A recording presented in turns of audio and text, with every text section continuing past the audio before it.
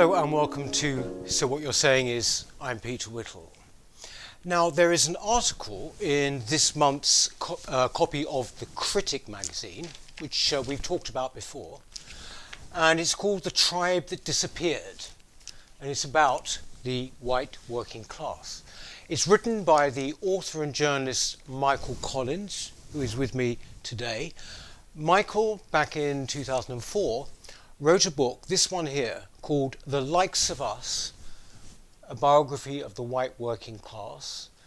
It was called a seminal book when it came out, and indeed it went on to win the George Orwell Prize for Political Writing. I'm delighted that Michael's joining me now. Thanks very much, Michael. That's okay. First of all, The Tribe That Disappeared is the title of this article this month. And you've obviously written about this for a long time. What is the basic premise of what you're talking about in your article?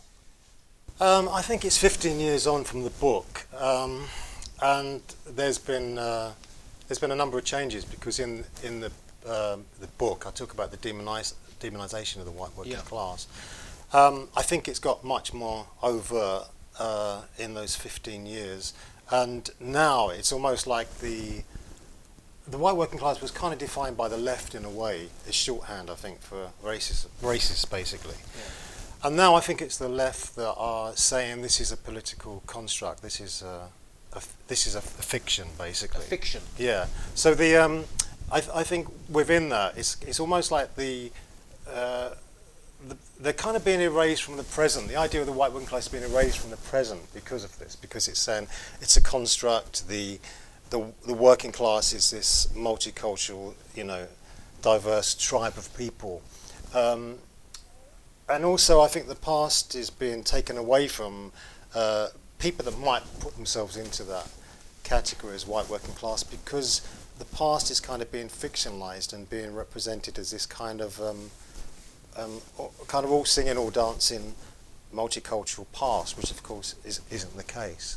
So I think that's where it's changed. It's become the contempt has become a lot more overt, and there is this idea that there is no such thing as the white working class. They're part of the working class, and if they're kind of seen as this tribe that's all being duped by capitalism, but they're not being given the status of a kind of ethnic group, or any kind of status where everyone else in that melting pot, so-called, is actually getting some kind of status. So I think that's where we are with it now, 15 years on.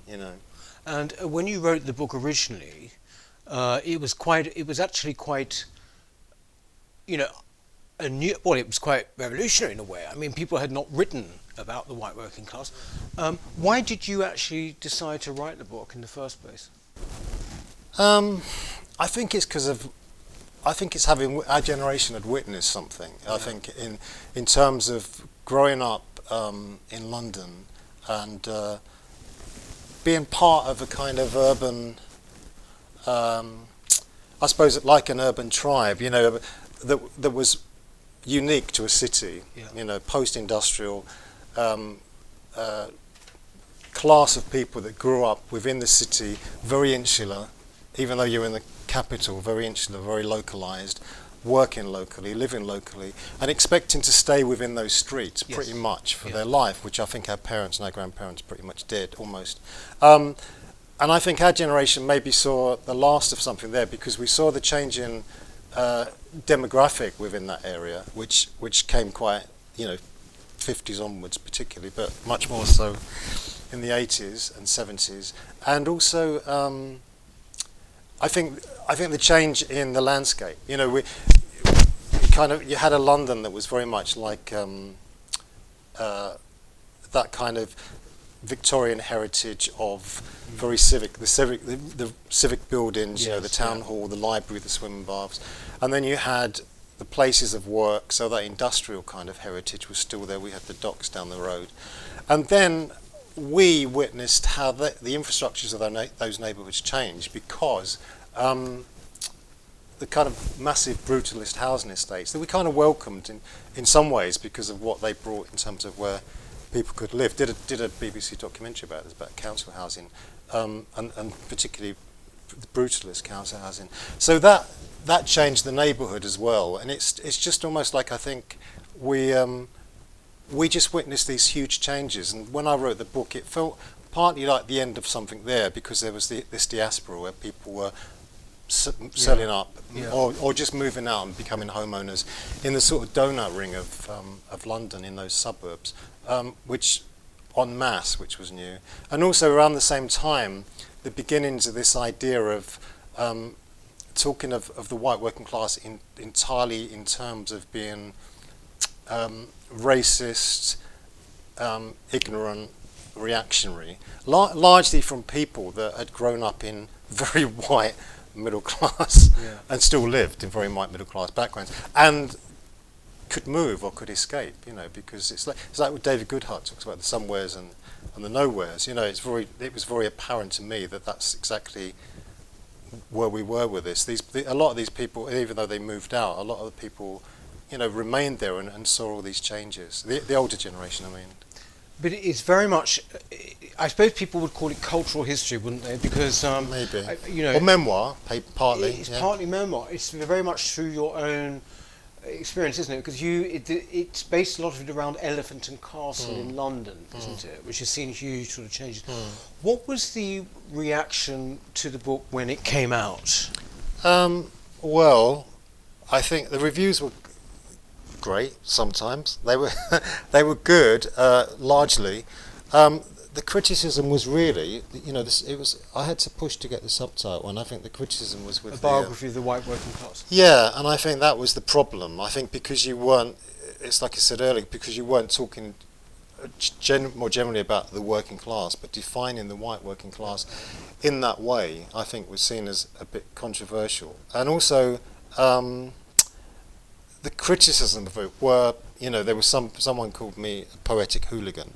Someone else said I was giving, because I start with the Stephen Lawrence story or murder, said I was giving an intellectual alibi for the Lawrence killers. So there's a lot of that going on, it's trying to quite obvious stuff to pull in out. And strange enough, the further left you went in terms of the reviews, the more extreme it got. So by the end of it, I really was being compared to Oswald Mosley, or Hitler even.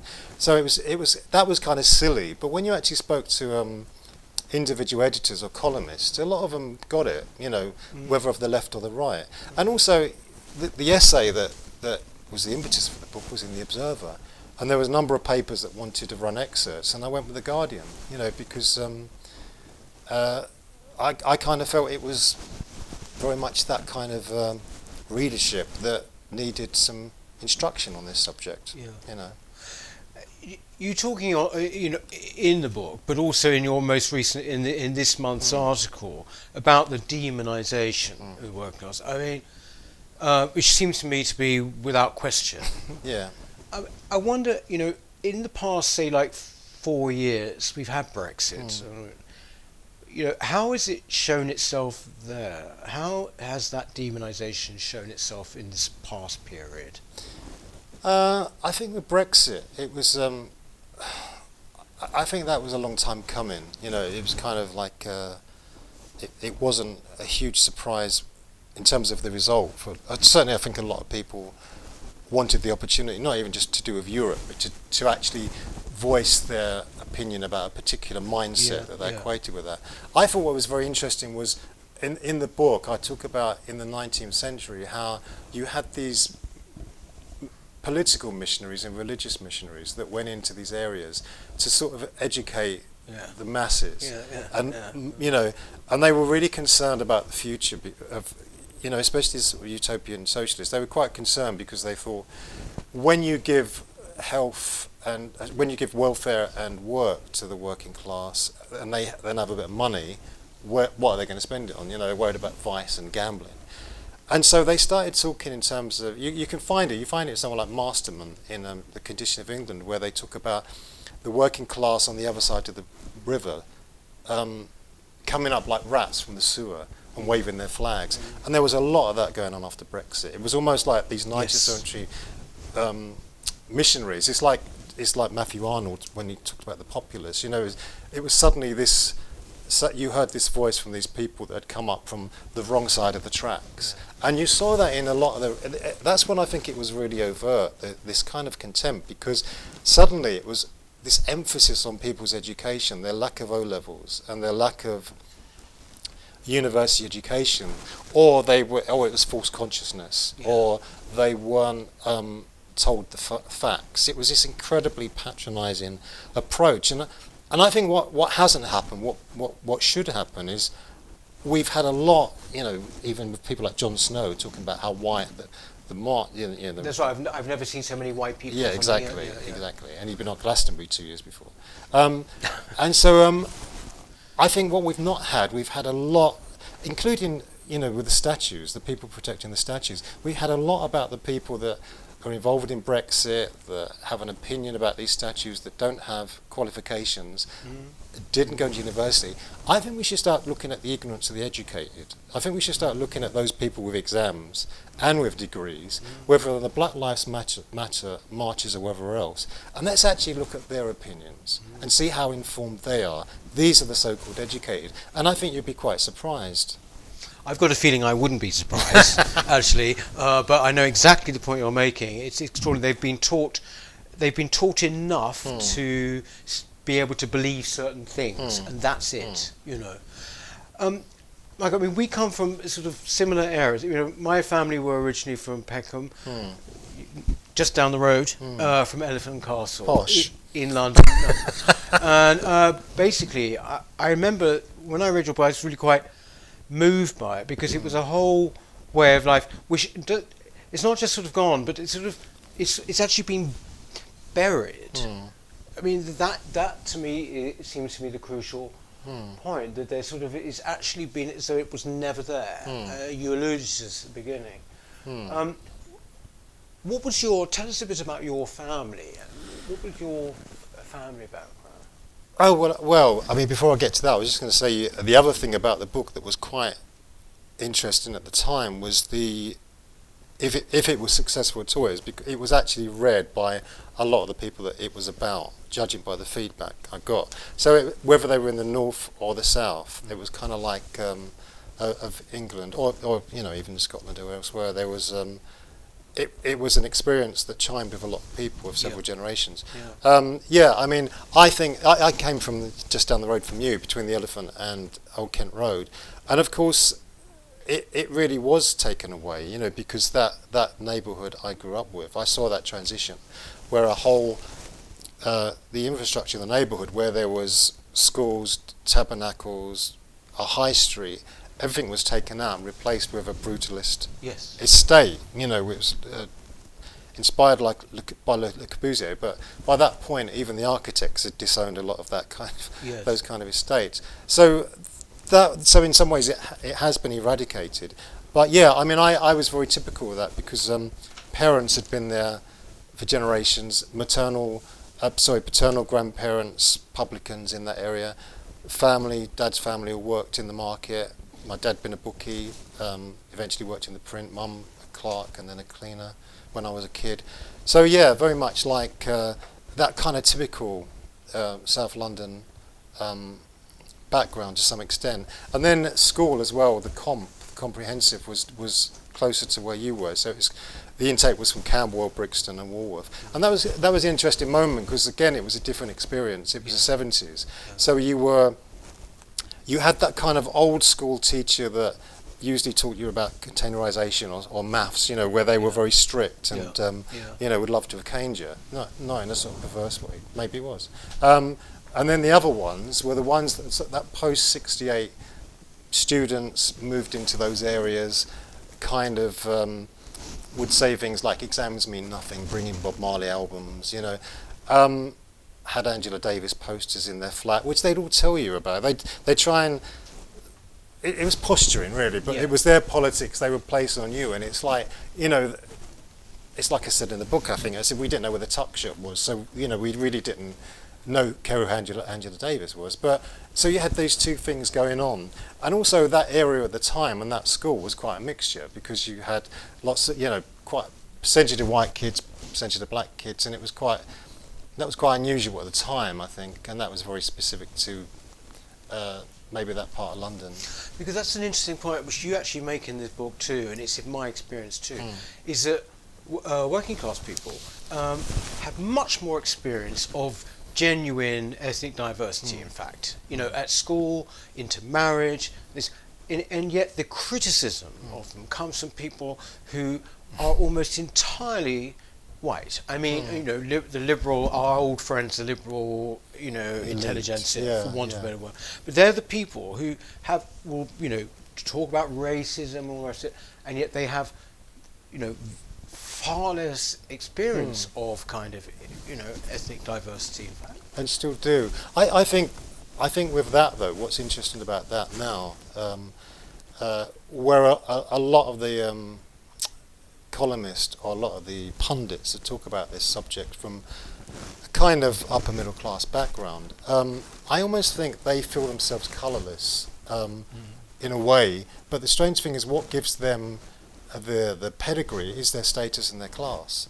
It's an old-fashioned idea, but I do, and it seems very weird for these people, that've always talked about representing the working class or the underdog, and you think, well, when you peel it back, there's quite a contempt for that underdog. So who exactly do you represent? Who are you actually, supporting or championing these days?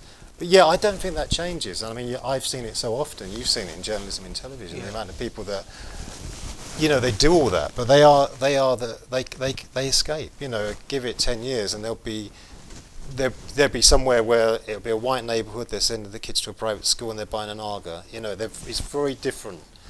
Whereas the other people there, they're some are landlocked, some people eventually moved out. I think the interesting thing about that as well with the whole race issue is we kind of covered it because we had to. Way back, we weren't our parents. We weren't our experience was different because of our mates, because we had black partners or whatever. And so it seems really weird that now, for us, 40 odd years later, we are being educated on this subject by people that didn't have that experience. Yeah, exactly. Do you see that? I mean, that seems to be very much in full force at the moment. But the one thing that the protests that we've had recently, in the background, they're not about class, are they? No. At all? No. They're not about inequality, economic inequality. They're about identity politics, aren't they? And basically, white working class people are not allowed that, are they? Isn't that really what it is? Well, it was never on the it was never on the table, was it? They covered everything with gender, sexuality, race, but they never ever got to class. I mean, it's beginning to happen now. The BBC are trying in terms of the way they recruit, but it's very heavy-handed because it's kind of what you want is an equality of opportunity. You just want the opportunities, but obviously we're on to the equality of outcome now, which again marginalises people, because because social class doesn't entirely come into that. But yeah, I think what's happened with that as well is very interesting because all this stuff about the white working class being on their last, and as I said earlier, it's just a political fiction according to the left. It's remarkable though, isn't it? They can even get away with calling something a group that was the biggest group in the country, obviously after industrialisation, is now being called a political fiction or a construct, But it's still, I think the other thing they don't realise is they're talking the equivalent of old money because the working class has changed certainly in terms of the makeup of it and the demographic, but also if you're going to define the white working class, that's changed as well, because what I covered in the book and what I cover in the article, I use the term because it's a term that was put on this group of people I'm writing about, but that is not talking entirely in terms of economics, because you're talking about people that moved up, you're talking about people that moved out, and there's never really been a term for people that actually make it, say, into the lower middle class and become homeowners or own their own business and don't go to university. Yeah. And that's the other thing that I think happened with Brexit. Suddenly they had a name and that name was ill-educated. They suddenly were defined in that way. But the the other thing you're saying about, the white working class, I think they're not part of that dialogue on identity politics, but they are kind of pulling up a chair and watching as it completely implodes, as those groups subdivide and attack each other, Which is the kind of logical outcome Yeah. of that kind of identity politics, isn't it? It's interesting, you see, because my family were from Berkham, but like you just described there, my parents went and got their own home in Tudors Hill, which was suburban, a step up, definitely. And I suppose you would have called that lower middle class, I guess. I don't know. But I suppose what it is that what we're seeing over the past few months is this attack on various things that working class people hold very dear, whether it's our statues, whether it's our history and the various heroes. They don't, but in other words, their context. It's the context. And that is what's become under sustained attack, or is still being attacked, isn't it? Yeah, this is another thing that interests me, with which I tried to allude to in the article, because I'm always very interested in those people that ask that condition of England question, that they actually think this is the time for a kind of audit to see where we are, and to see what values we share, and to see what common ground there is. And so there's an element of that with the book, but certainly I mentioned in the article something like Masterman's The Condition of England, or even Orwell, when Orwell tried to define this idea of Englishness or Britishness. And I almost think that's where we are now, and I did think, this was, the whole pandemic was the chance for this people to sort of settle down, take a breather, have some shore leave, and decide what is actually going to bring people together. And it's King Mob's turned it into something else now. It's not worked out that way, No. has it? No, and it's getting worse. I mean, this is the strange thing. I mean, I'm not entirely comfortable with using. I know I've written a book about the white working class, but it covers so much ground and it covers so many people, and it's not entirely even about race anymore. It's just about a group of people that probably are out there as a silent majority, who have a shared experience and a shared outlook, and they don't recognise that in the media or anywhere else. And strangely enough, the one place they have found it in the last 15 years is within social media, because there's voices out there they recognise, and there's things they want to hear. You talk as well, and have written, not just in the book, about the way in which working class people have been and are characterised, and the way that they are depicted, on screen. And I remember we've talked about people like Mike Lee. On the one hand, you've got Mike Lee and Abigail's party, and this kind of I always found condescending. Basically, it was condescending, even though everyone thought it was wonderful. And then on the other hand, you've got Ken Loach, who's hugely sentimentalised, I think you could say, on the one hand. But those figures are largely now, amazingly, in the past, aren't they? They're past their powerful. How does it show itself now? I mean, how are working class people depicted, if they are indeed depicted at all culturally? Well, I think there's still an element of that. I mean, with someone like Loach, I always felt like he was kind of grafting a sort of a working class onto an agenda, and the people were the victims of the worst examples of those issues. It's almost like they were kind of like Job or Candide or someone. The worst possible things would always happen to them. I think that Mike Lee, ever since Abigail's pie, when she puts the Beaujolais in the fridge, there's always been that mocking of working class people that somehow, as I said, they make their way up, but they don't make their way into the middle classes for education. They make money, or they own their own businesses, they buy houses, and that's always there. There's always they got the wrong taste. They buy the wrong food. They say, the whole Del Boy thing, they pronounce words wrong. It's I think there's still an element of that, but I think the other thing it's much more specific in a way, because you only have to see certain journalists or columnists, or even in television, they will go into an area where it is largely white now, and that is it. That's enough for that becomes, they've exposed something. almost like they were clownsmen or something with burning crosses, you know. And I don't think they even bother with the fact that someone's, you know, buys the wrong wine anymore. I think it's just simply that. It's shorthand for something else now. This happened last year. I live in the West Country, and before the election, I bumped into a Guardian journalist down there who came in, and he said to me, "So who are the movers and shakers down here?" I said, "I'm not going to tell you because I know what you're going to do." And I said, it'd be like when Polly Toynbee went to the Isle of Wight. I know exactly what you're going to do.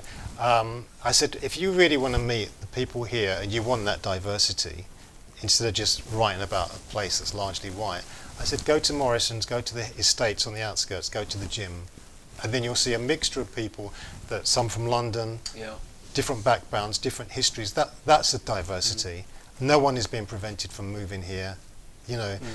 And then a couple of hours later, I saw him and the cameraman. He said, "You're going to hate what we've done," and he said, "We've just filmed an elderly couple playing croquet." I said, "Of course you have. Of course you have." And there it was, the cover the next day. And you think, what a lost opportunity. You know, it's just. Well, where would you? I mean, the thing is that this level of self-hate, you know, is just sometimes overwhelming, isn't it? I mean, well, you might say, well, then it's not self-hate because they don't hate themselves, but this desire to actually show that, look at, you know, like Emily Thornberry with her famous tweet, she just put it there. It was a white man with a George cross on outside a house. She didn't even have to say. She was obviously saying, "Look at this." Just terrible. Yeah, but look at her. I mean, look at. No, but I mean, look at her. I mean, look at the story there. Look at the story there. You know, I mean, it is entirely that. I know it's such a cliche, but it is that Islington dinner party set. You know, again, I really think it'd be interesting to turn this around in terms of, as I said before, you talk about the ill-educated working class. Let's look at the educated and see, you know, how thick some of those are. And I think the same with the Thornberrys. I mean, she's kind of old news now, but I mean, a lot of those people. Let's actually look at them. Let's look at them and their status, the way we talk about people like, you know, that move to Eltham, or, you know, or buy their own house, and they're mocked because of their taste and because of their outlook. Let's have a look at. Let's put those let's put them in the spotlight and see exactly what their lives are like and what their opinions really are, because it comes out like that. And that's an old example, but I mean, there are so many more cases post Brexit where you kind of that's that thing about Carolyn Flint said about her as well. Yes. But I mean, she's just one example. She's probably not even the worst example. You know. You mentioned there about, you know, this whole thing about being ill-educated and somehow, you know, the people are not, you know, they're not. It's not valid, if you like. Their opinions are not valid because they're not educated. And yet, the interesting thing is that actually, when you look at the situation, and this has been in the news a bit lately. It was in the Spectator article, and it actually even got into Parliament, that white working class boys now are seriously the lowest group when it comes to education, aren't they? This goes against the whole narrative. I understand. Going all the way up to university. This is an important point, isn't it? That the whole concept of white privilege, which I don't think would have been around when you wrote this book, would it? No. Not quite. This is really sort of now. This puts an unemployed Nottingham miner in the same category as the Queen, doesn't it? They're both white. They're both privileged. Yeah, I mean, I'm kind of part of that in a way, because I know you said cultural historian, and, you know, it's been described as historian, but I didn't get exams, I didn't go to university, so it's a strange thing, because I don't have anything that would make me really be considered a historian. I've actually did have some involvement about 12 years ago working with a think tank in setting up a supplementary school to address this, not just for white kids but for everyone in poor urban areas. And it was very interesting, because when I went to, you know, a number of estates that were almost like zinc estates in a way, and a lot of the kind of white parents that were left in those areas said that they thought if they saw the word community, because that's kind of, we're going to do it in a settlement house, they said they never thought it was for them. So it's very interesting because they felt marginalised by that and just kind of had closed off. Because the actual word community, they immediately turned them off. Yeah. Well, no, not turned them off. They just assumed the word community meant ethnic community. Yeah. And so you get around that. But the question I think that we were asking then, and it's still relevant now, is why now? Why has this happened now? And is it happening in areas where these white boys make up a minority? Ben Bradley's been looking at this. The Tory MPs have been looking at this and mentioned it in the comments, I think. Because partly to do with what you mentioned earlier, the emphasis has been, this is not the whole reason, I'm sure, but the emphasis has been so much on the identity politics and the ethnicity and the minority and minority groups that the social class aspect has not been featured, and the ones that have suffered from that are probably white working class kids and white working class boys. The other thing is with all this stuff, which not everyone wants to go to university. It's a very Blairite thing, that idea of everyone, especially the Mickey Mouse's courses that they're doing. Some people want apprenticeships. Some people want, and that is much more. That would probably be a better option for a lot of people, especially when you look at the state of these courses now. The people who were mentioned earlier. I think yes, exactly. I think this is these whole sort of the humanities, the gender studies, the media studies, all of these things.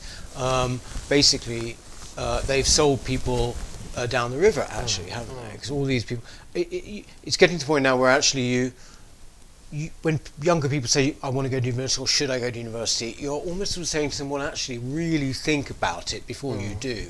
Whereas in the past, it was definitely, oh yes, you've got to do that. You've also written, Michael, about Black Lives Matter, haven't you? And about what's been going on. What do you think? How seriously do you take the protests and things that we've seen over the past 2 months? I think I think they're serious because of the damage and the chaos that's been caused, and I think the movement's essentially built on a lie anyway. But the lie would be, well, in terms of stats, in terms of statistics, as far as police brutality and who dies, it's out there, and loads of people have commented on this. But I think if you take away from that, I don't think, as a movement, Black Lives Matter might go the way of the Black Panthers. Do you know what I mean? In 10 years' time, if they haven't shot each other, there'd be evangelicals and Republicans. That's probably what's going to happen. But I think the seriousness comes from the people that complied with it. That's what I think is really serious. I think the big business, the media, the Church of England, how quickly they complied to that. Without looking at what this movement is about, which is out there, it's pretty obvious what it's about. And even if you take that out of the equation, they didn't actually address the chaos. They didn't, especially in America. The murder of David Dorn, the ex-police captain. They didn't address the impact on neighbourhoods, especially like businesses. I think that was quite shocking. I mean, that is what I think is worrying, is the seriousness. When you talk about seriousness, I think is the how quickly people complied to it. I don't mean people out there. I mean within the media, the institutions. The institutions. I mean, to the point where you'd go on your Spotify playlist, and the first thing you see these recommendations for Black Lives Matter. You had those kind of weedy anchormen with their sort of insipid women sat next to them on coaches saying, "Oh, I'm just this poor white woman. Please tell me about how terrible it is to be black in 2020." That was what I found alarming, and I think a lot of people do. I think a lot of talking about the education and people's knowledge. They mock these people. They mock these people that voted Brexit and everything else. But that's the other thing that's happened in the last 15 years. They are a lot more savvy about this stuff than you think. About the media. About how they're primed, about the responses. They know, I mentioned this in the article, they know that racism now is just this lucrative industry where the remit changes constantly. It's a booming industry. And they know that grooming gangs will be deracialized. You know, they're aware of all this stuff. Which 15 years ago, you know, probably not so much. And I think that is partly to do with social media, like I said, finding, you know, recognizing voices over there. The other thing I think with Black Lives Matter, not just Black Lives Matter, but all these, you know, these movements or these marches, which I don't, you know, I've written about in the book, because the book covers almost years ago. I know it's 15 years ago, but it did cover almost 200 years. And so you look within that, the history of protest. You know, you see trade unionism, civil rights in the States, you see the suffragette movement.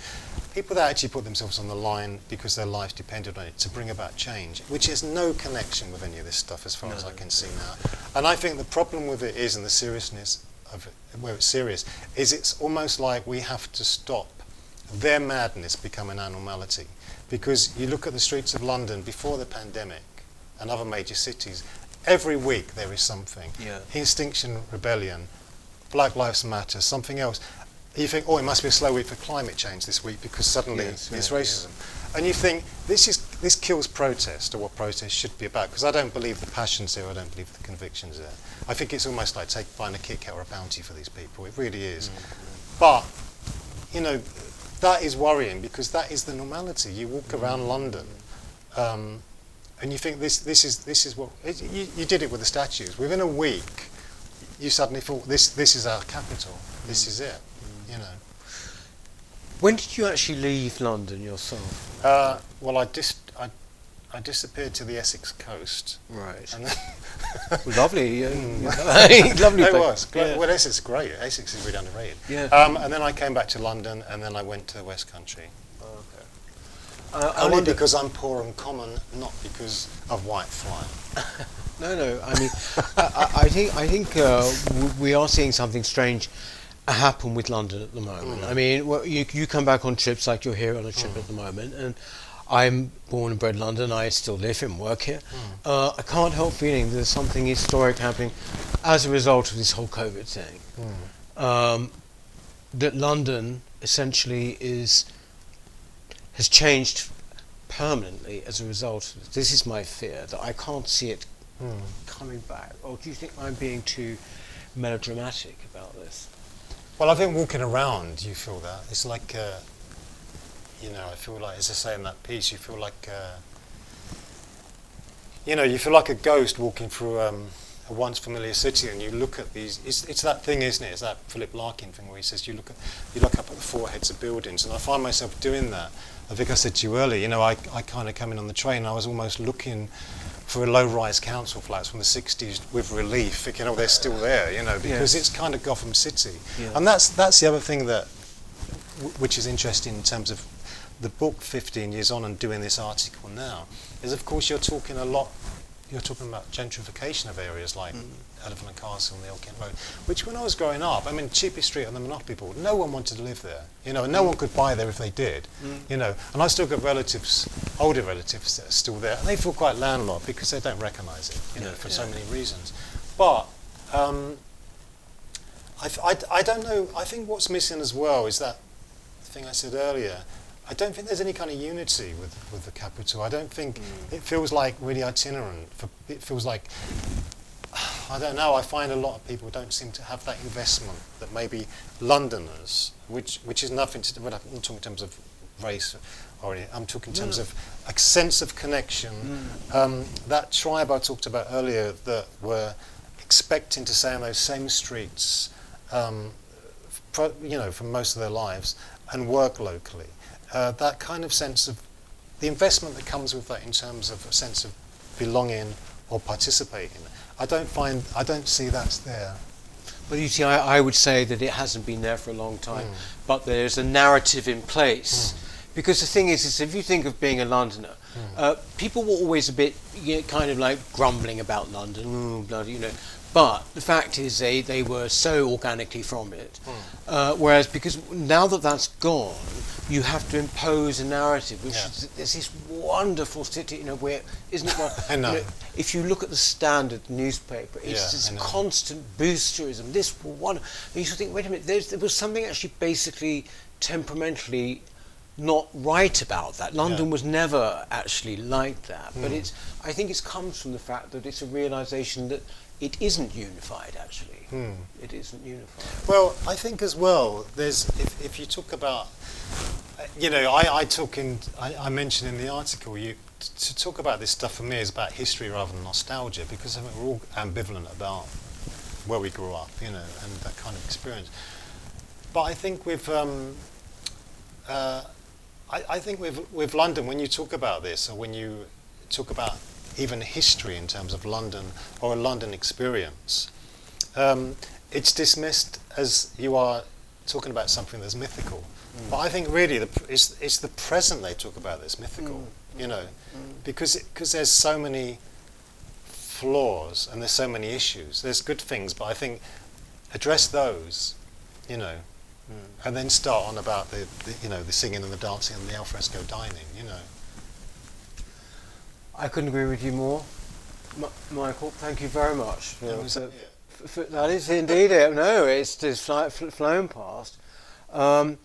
So Michael's article is in this month's magazine, The Critic, which he writes for regularly, and the book again, which you can get, I'm sure, on Amazon. Michael Collins' The Likes of Us, a biography of the white working class. It's a wonderful read. Okay, thank you very, very much again. My pleasure. Thank you, Michael, and thank you for watching. And do join us again next week. Thank you. Bye.